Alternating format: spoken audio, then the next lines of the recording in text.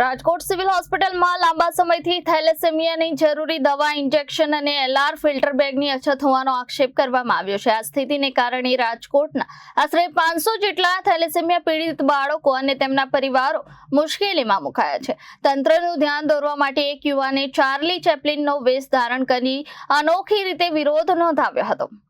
Rajkot civil હોસ્પિટલમાં થેલેસેમિયાના આશરે 500 જેટલા બાળકો દવા અને એલઆર ફિલ્ટર બેગની અછતને કારણે મુશ્કેલીમાં મુકાયા હોવાનો આક્ષેપ થયો છે. લાંબા સમયથી દવા, ઇન્જેક્શન અને ફિલ્ટર બેગ ઉપલબ્ધ ન હોવાથી વાલીઓને બહારથી દવા ખરીદવી પડી રહી છે, જેના કારણે ગરીબ પરિવારો પર દર મહિને 18 થી 20 હજાર રૂપિયાનો વધારાનો ખર્ચ આવી રહ્યો છે. તંત્રનું ધ્યાન દોરવા અને બાળકને હસાવવા એક યુવાને ચાર્લી ચેપ્લિનનો વેશ ધારણ કરી અનોખો વિરોધ નોંધાવ્યો. વાલીઓનો આક્ષેપ છે કે અનેક રજૂઆતો છતાં સમસ્યાનો ઉકેલ આવ્યો નથી. દાતાઓએ એલઆર મશીન આપ્યા હોવા છતાં બેગ ઉપલબ્ધ નથી, ત્યારે તંત્ર સત્વરે દવા અને બેગની વ્યવસ્થા કરે તેવી માંગ ઉઠી છે.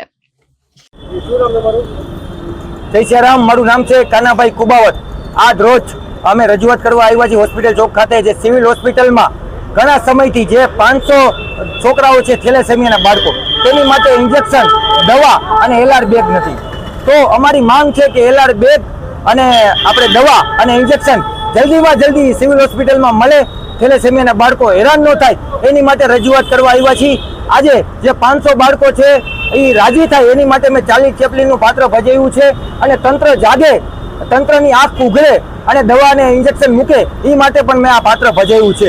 સાથે સાથે તે પહેલા પણ રજૂઆત કરવા ગયા હતા તો એના સુપ્રિન્ટેન્ડન્ટ એમ કે તમે ગાંધીનગર જાઓ, તો છોકરા જાય તો ક્યાં જાય? એટલે અમે હજી તો અમારી માંગ પૂરી નહીં થઈ તો આનેથી વિશેષ અમે આંદોલનો અને રજૂઆતો અમે કરશી. Bureau report, Janadesh news.